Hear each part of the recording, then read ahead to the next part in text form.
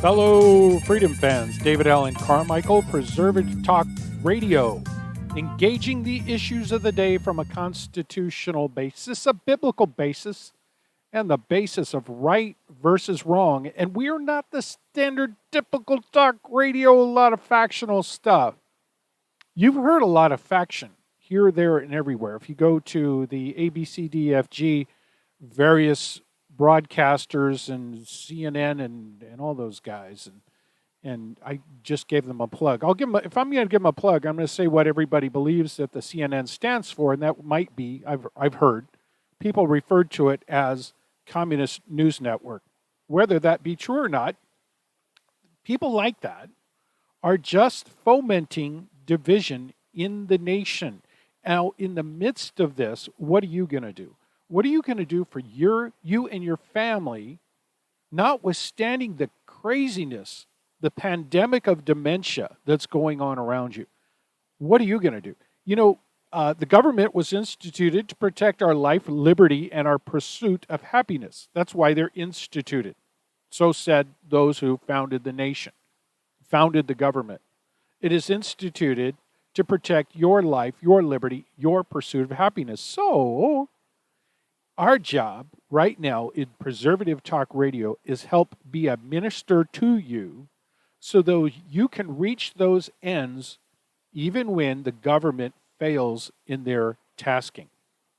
So what are we going to do to basically to protect you or give you the tools that are necessary to protect your own life, liberty, and pursuit of happiness? So the Preservative Talk Radio is going to give you some education on the foundation of these very principles that we all ought to be thinking about.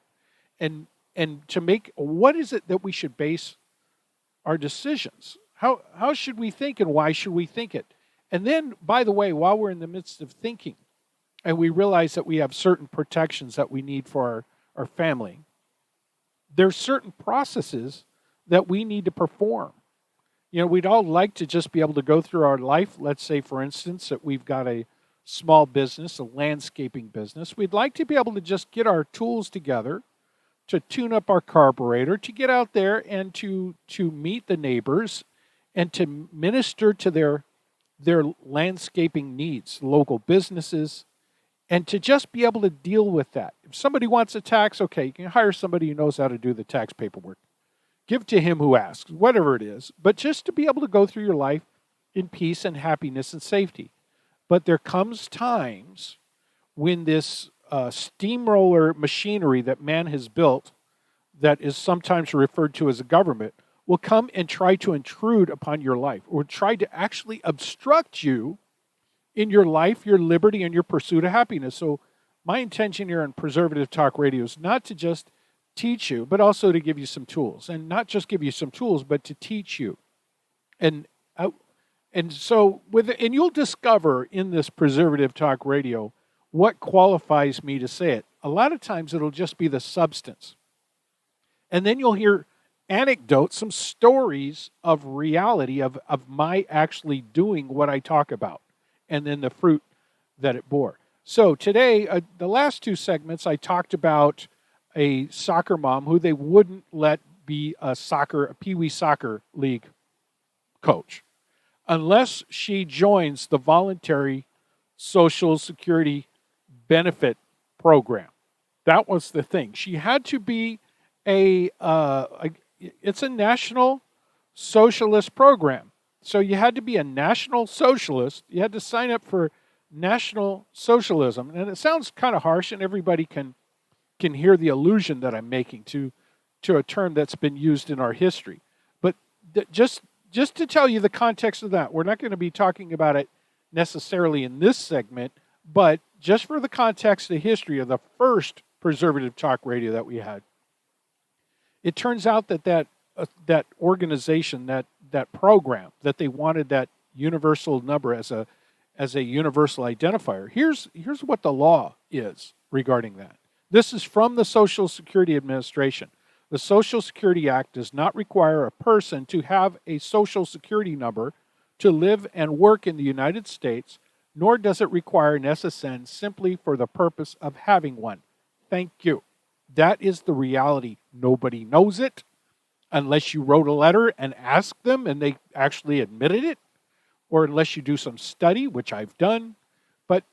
But this, it's come down to the point where unless you want to, if you want to abandon the coaching of your child and their friends in Pee Wee soccer, you must confess this number, as your identity, or we're not giving you a coach's badge. You don't have a coach's badge, you cannot stand on the coach's side of the field because you will be presumed to be a predator. So we dealt with that. In fact, the reason we brought it up on the show, because it was happening, it was emergent. I was in the middle of intervening on behalf of the soccer mom. Now, the tough part is, how do you intervene if you're not a lawyer? Sometimes you have to volunteer to be injured. So I am now on the hook as an assistant coach for this Pee Wee Soccer League because I had to put myself in a position. If I'm the assistant coach, I have to get the same badge. I have to put the same information on the form, and I have to stand and get the government to get thee behind me, the adversary. So that's what I had to do, is I actually had to step up and be not a victim, but be injured, and then go to toe with them.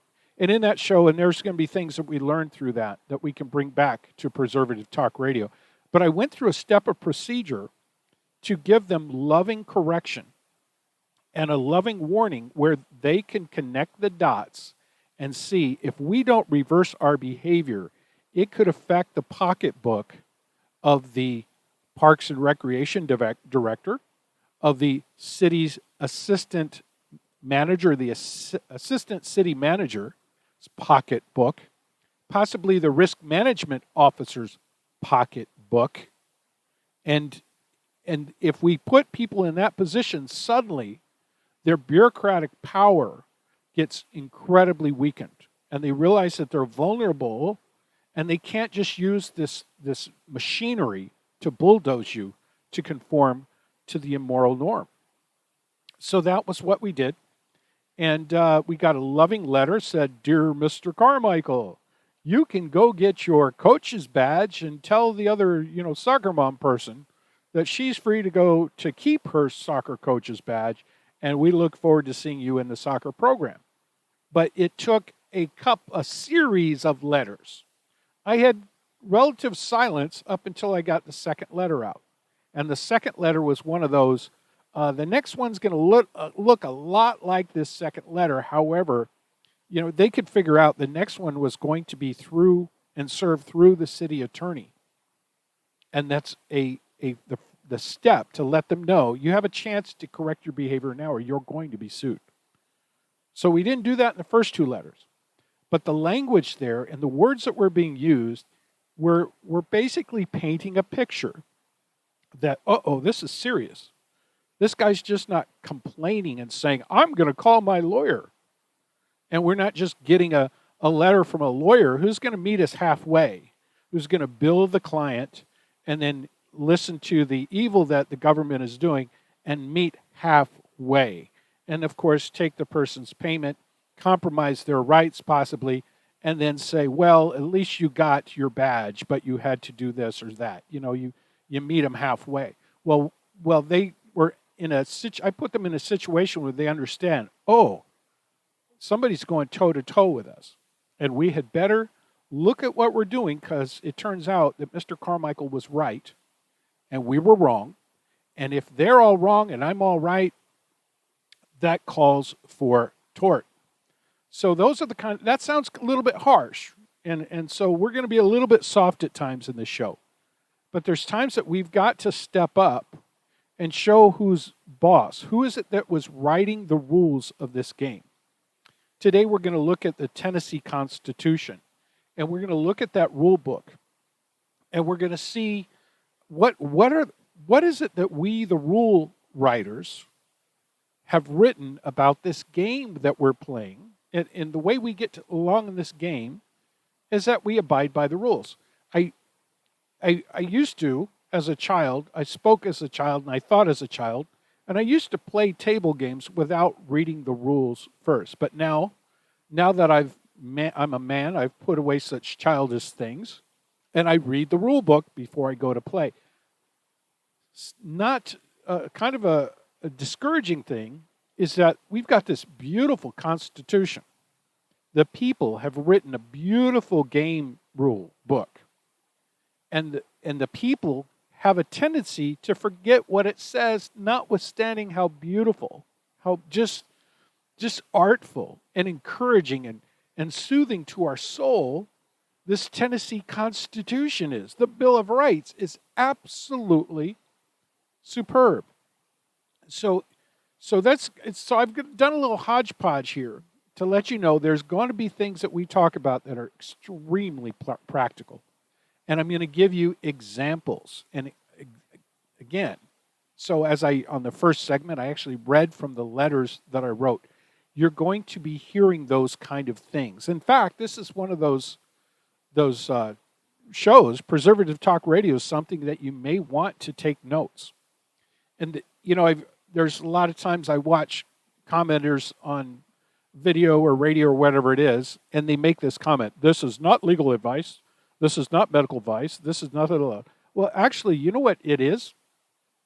It's my opinion, and you'll be able to make a distinction about its credibility and its value to you. Because as much as I can, I'm going to give you my opinions based on a constitutional basis, a biblical basis, and the basis of right versus wrong. That's what I'm going to do. So you can hold me accountable. You can look up the information yourself. I may be giving you information about how to find information.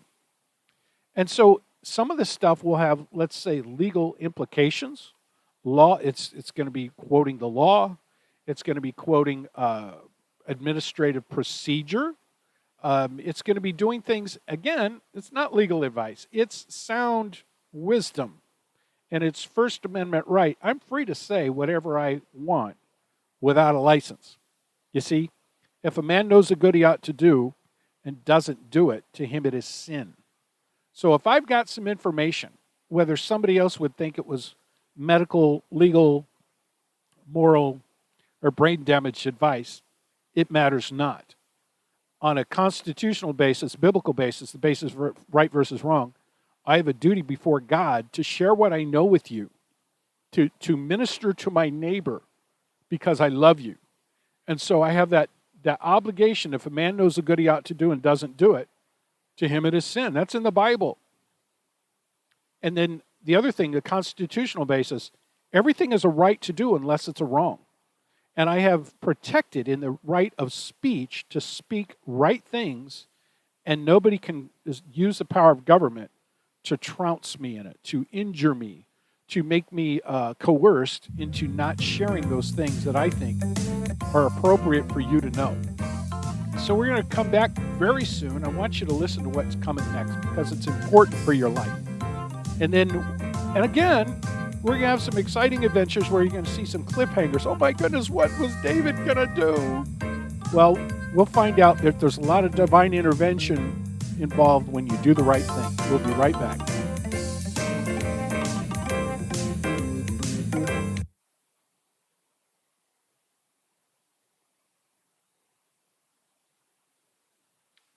This is where I take a break for radio's sake. We're going to move the audio up a little bit so I don't have to waste 2 full minutes waiting for the next segment. So here I am. I've placed that there. Soon we're going to hear the bumper music. I didn't write it, I arranged it. So I wrote parts, a little bass line, and a couple other things. And of course, I perform the harmonic.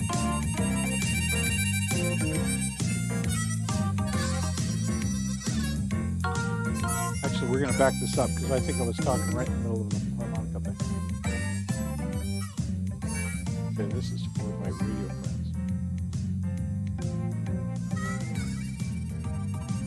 Stop. Okay.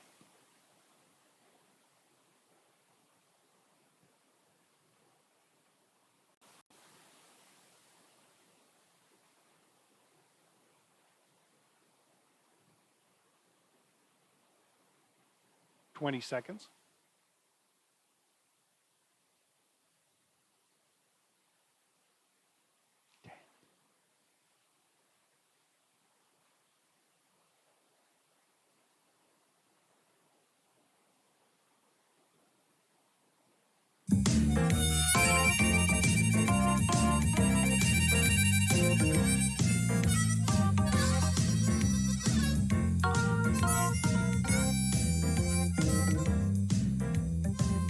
Fellow Freedom fans, David Allen Carmichael, Preservative Talk Radio. Again, we're back again, engaging the issues of the day from a constitutional basis, biblical basis, the basis of right versus wrong.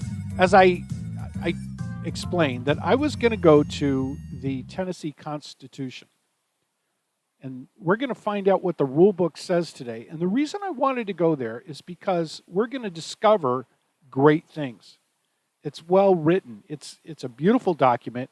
And it reaches back to other things that other people had said. It wasn't something that just showed up. It's got history behind it. And also, as I was going through it and I read something, all of a sudden I thought, well, what are the standards? Where in the Tennessee statutes have they carried out this provision of the Tennessee Constitution? And I discovered a place where the Tennessee Constitution is being undermined by the statutes. So this is not we're going to celebrate the good things, and we're going to identify the things that aren't so good, and then we're going to talk about what's it matter to you. This is not something to get in a frenzy over. It's something to just deal with, to arrange your own behavior in such a way that you are being a good neighbor, upholding the Constitution, and protecting your life, liberty, and property. So I'm going to read from Article 1, the Declaration of Rights of the Constitution of Tennessee. It says that all power is inherent in the people. I'm going to pause there. This word power is pretty important. Most people do not realize that there's little subtleties to words in the Constitution and in statutes. And you're going to see here the word power is inherent in the people. And you're going to see that in the Constitution it's giving powers to various entities like a legislature. A legislature has a power to write laws that it's the rule book, right? You can write special rules for different situations.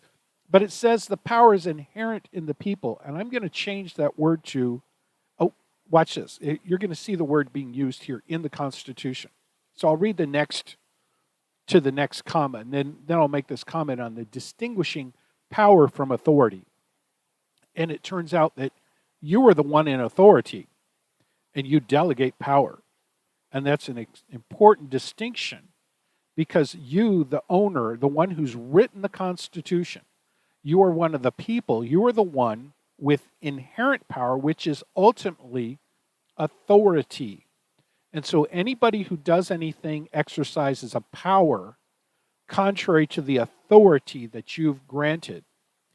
That act is tyranny. It's tyrannical. So that's how I define tyranny, as an exercise of power without authority. So let's read what this says again. All power is inherent in the people, and that all free governments are founded on their authority.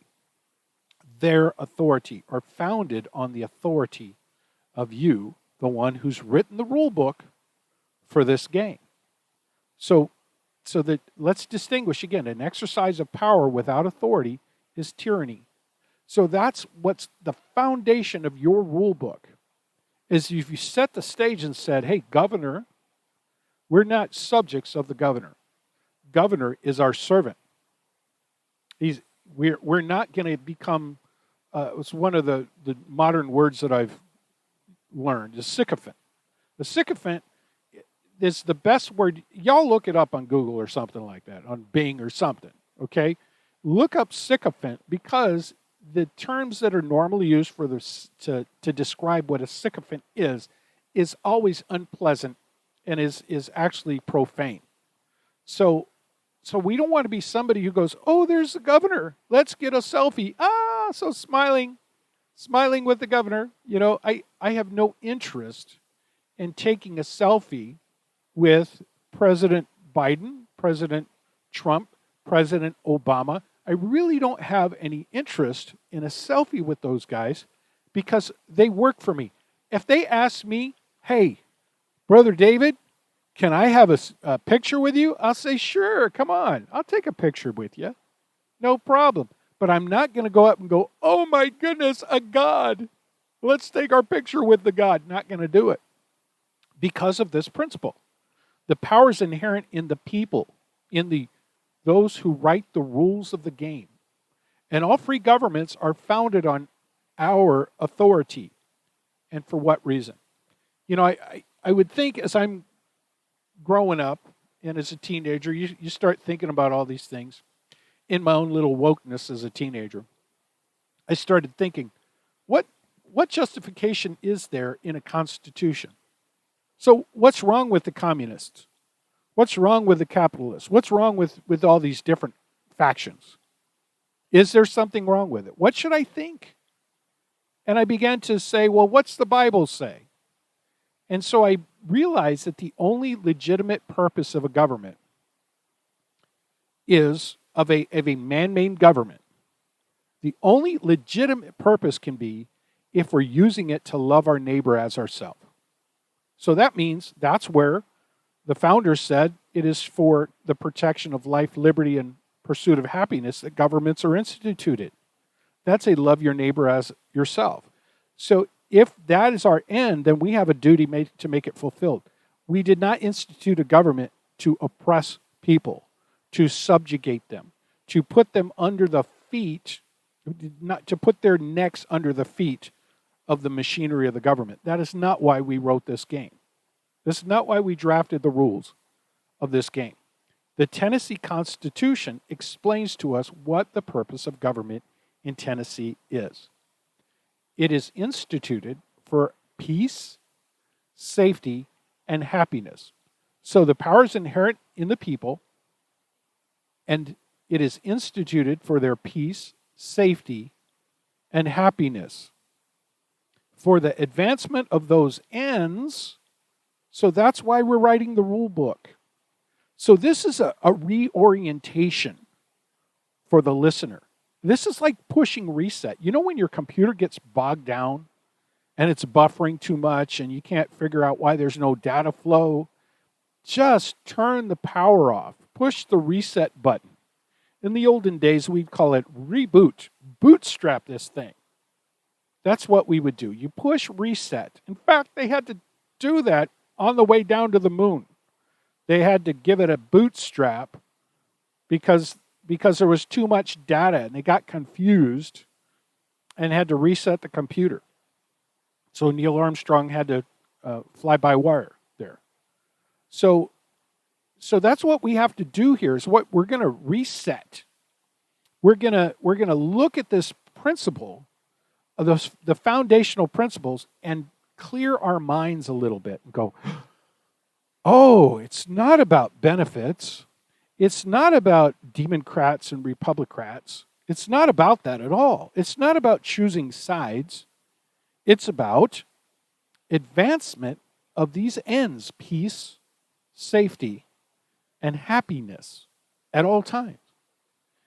And then the Constitution goes on to say an unalienable and indefeasible right to alter.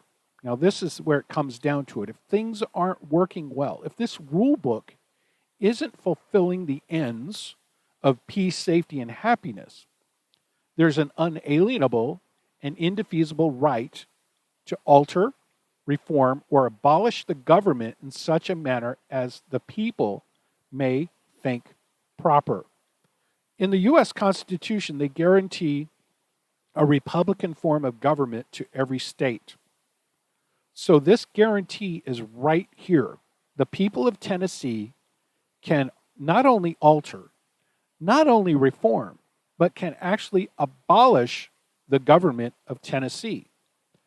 And the more we understand that and the more we uphold our duty to love our neighbors as ourselves and decrease the need for government, the more those who are our servants will be thinking about, oh, my paycheck could actually end here. My power could actually end here if I do something that is contrary to peace, safety, and happiness. So that's the Tennessee Constitution, Article 1. I'm going to read it all the way through without commentary. That all power is inherent in the people, and all free governments are founded on their authority and instituted for their peace, safety, and happiness. For the advancement of those ends, they have at all times an unalienable and indefeasible right to alter, reform, or abolish the government in such manner as they may think proper. That's important stuff. Now we're going to go on to, wish I could take questions right now. Go ahead and put your hands down, kids, because we're going to get right back into the next topic. Section 2, that government being instituted for the common benefit, the doctrine of non-resistance against arbitrary power and oppression is absurd, slavish, and destructive of the good and happiness of mankind. Let's regroup on that. We're hearing a lot of factional stuff about pro-guns, anti-guns. There's the U.S. Constitution, the Second Amendment. If you spend any time reading what the founders explained to the people, like through the Federalist Papers, if you read the Federalist Papers, you'll discover that they go into great detail to explain the reason for the Second Amendment is to fight against the government. So in reality, my silly mind, I realize, these semi-automatic assault rifles, in the reality, in the context of what fighting the government would do, what you need, I would think that it would not exclude machine guns or tanks or fighter jets or whatever. It's the whole purpose of the Second Amendment is so that the people can be armed against an armed oppressor. Let's say you happen to vote in some money and you hire some military industrialist to produce some weapons to fight against external enemies, against foreign enemies.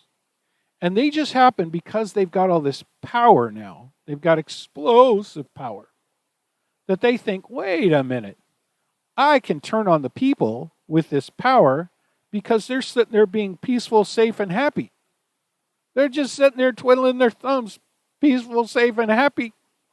And so I can use this power and I can make their happiness go away and I could subject them. I could put my feet on their necks using this explosive power. Well, it turns out that, and we're going to come back after this, and I'm going to talk about the conflict that people see in the Bible.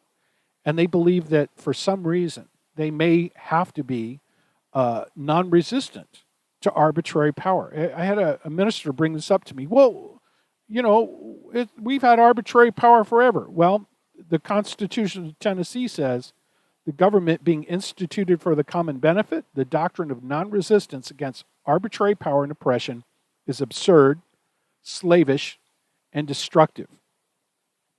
And it is absurd, slavish, and destructive of the good and happiness of mankind. So we'll see if that squares with the Bible. What does the Bible say about this? You guys read Romans 13? Well, there's a couple other scriptures there that keep it in balance. And it refers to authority as contrasted to power. So we're going to come back with Preservative Talk Radio, engaging the issues on a constitutional basis, biblical basis, the basis of right versus wrong.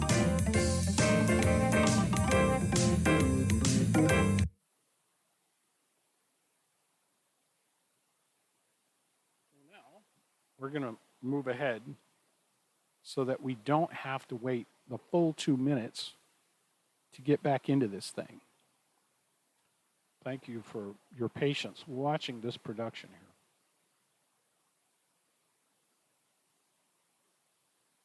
Here we go.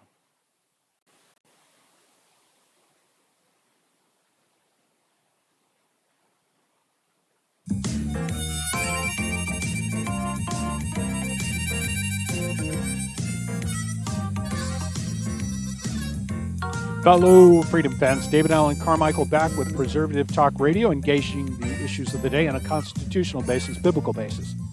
The basis of right versus wrong. We were strolling through the rule book of the table game called Tennessee Government, the Constitution of Tennessee. That's what we were doing. We were reading the rule book. And then in Section 2 of Article 1, the Declaration of Rights, we discovered that the government is instituted for the common benefit. Well, that sounds great. But this is what the warning it has in Section 2. This is stark. This is right there in your face. It says the doctrine of non-resistance against arbitrary power and oppression is absurd, slavish, and destructive of the good and happiness of mankind. Uh-oh, I see an important duty of mine. Do you realize that non-resistance, if I exercise non-resistance, I'm somebody who's not fulfilling my duty to love my neighbor as myself. Non-resistance is evil. Non-resistance leads to the destruction of the good and happiness of mankind. So, do I want to be a party to the destruction of the good and happiness of mankind? I've got a duty to not be. Again, you heard before. If a man knows the good he ought to do and doesn't do it, to him it is sin. So I have a duty of religion to not be, to make sure that I'm not resistant. Or no. I have a duty, let's just say this, I just confused myself. The doctrine of non-resistance against arbitrary power and oppression is absurd, slavish, and destructive of the good and happiness of mankind. So how do I know when something is arbitrary? If what is it that I need to resist under this provision of Tennessee Constitution? What makes it arbitrary? It's when you, the rule maker of the game, writing with the authority, the inherent power that you have, you are the authority of the person who writes the rule book.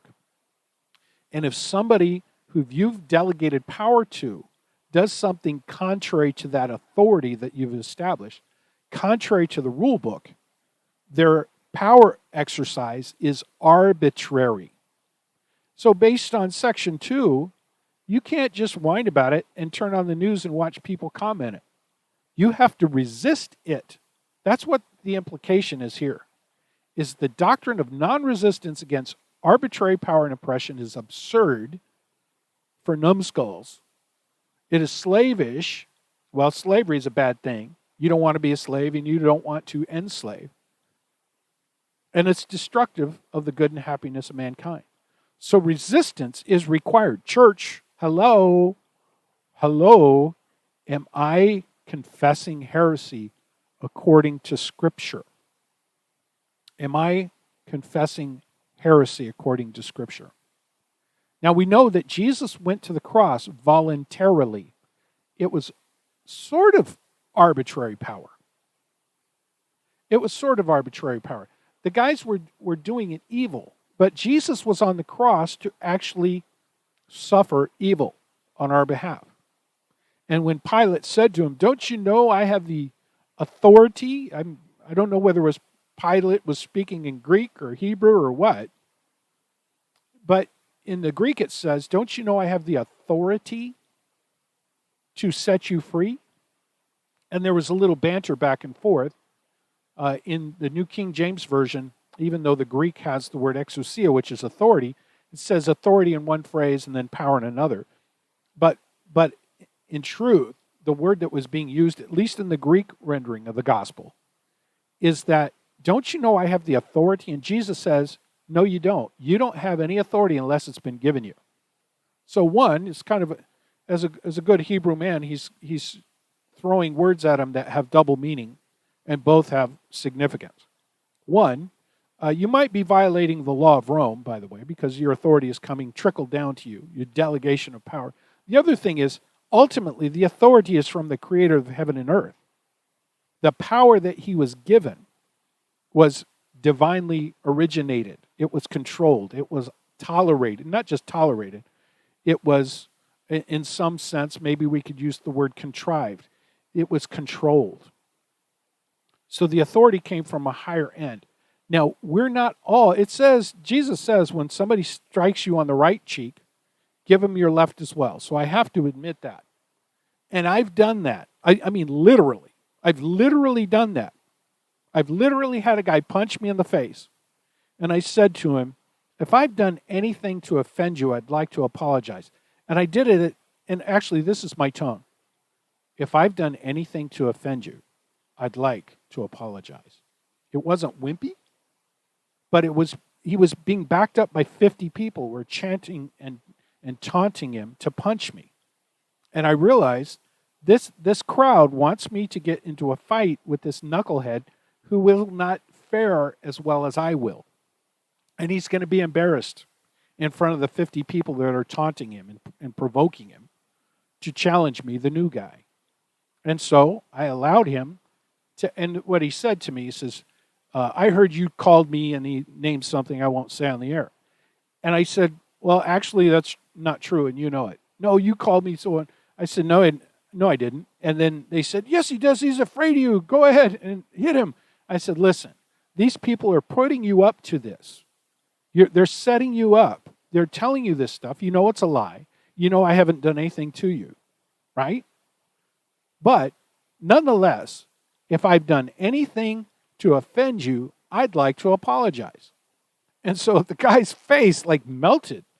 And the crowd behind him chants, no way, man, he's just afraid of you. Come on, man, don't let him get away with it. And so the leader of the gang there says, hit him, hit him, hit.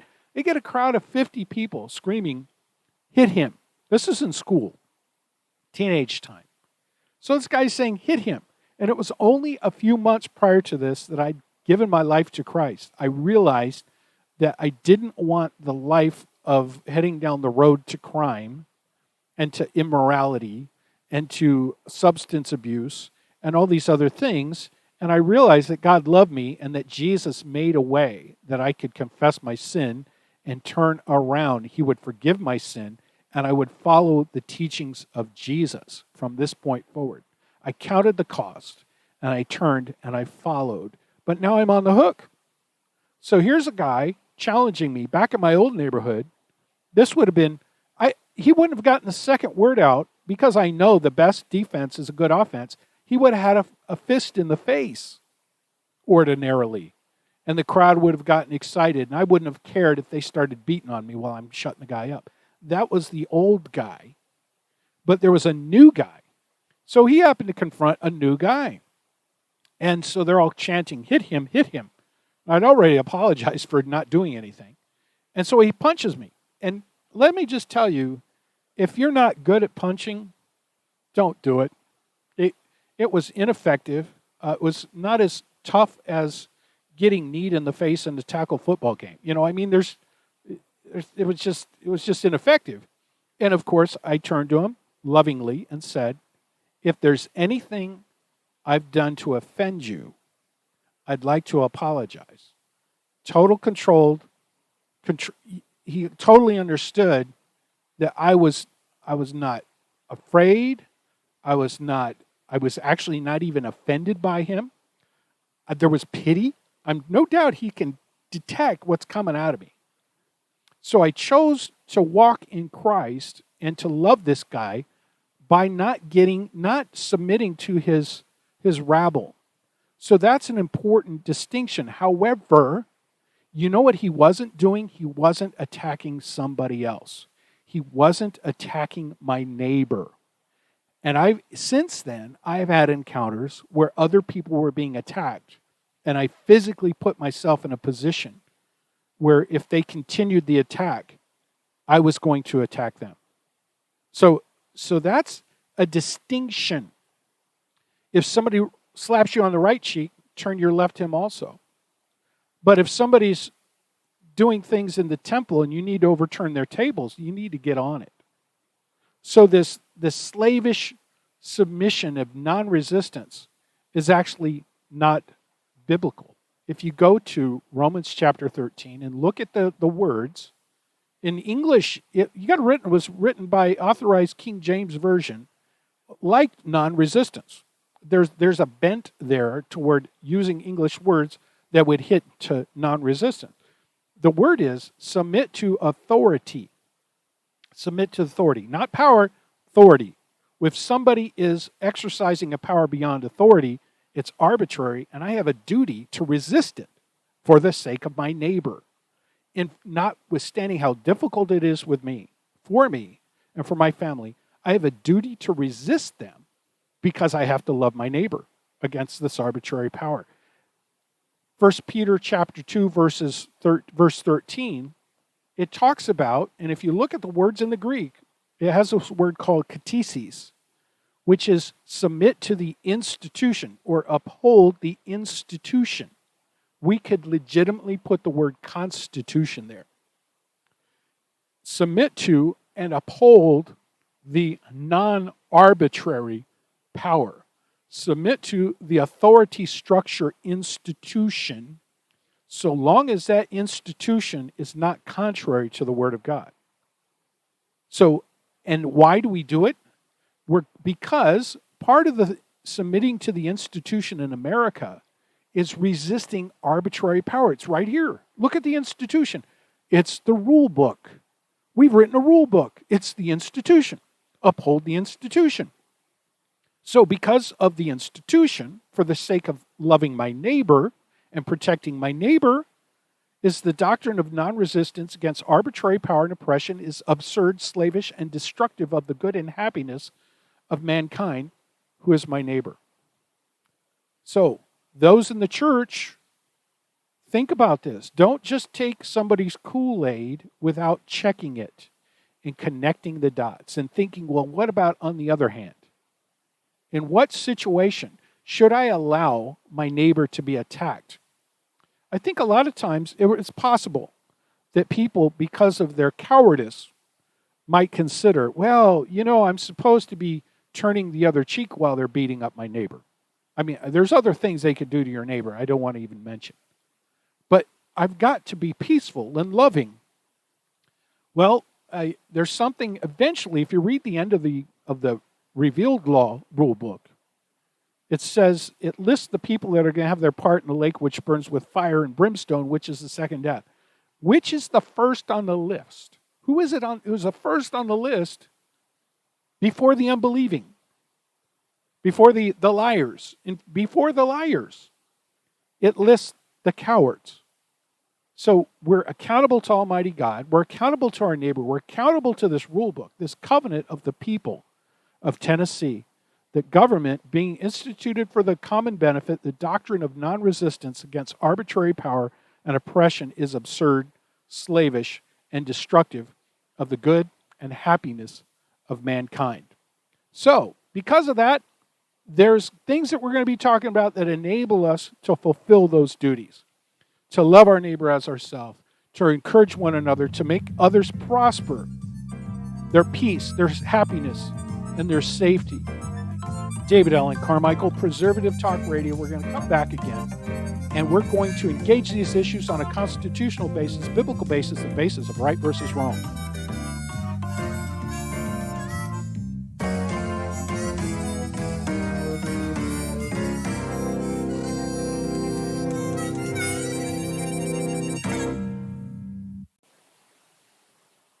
So that's it, folks. Thank you for watching, and that's a 3-part radio show.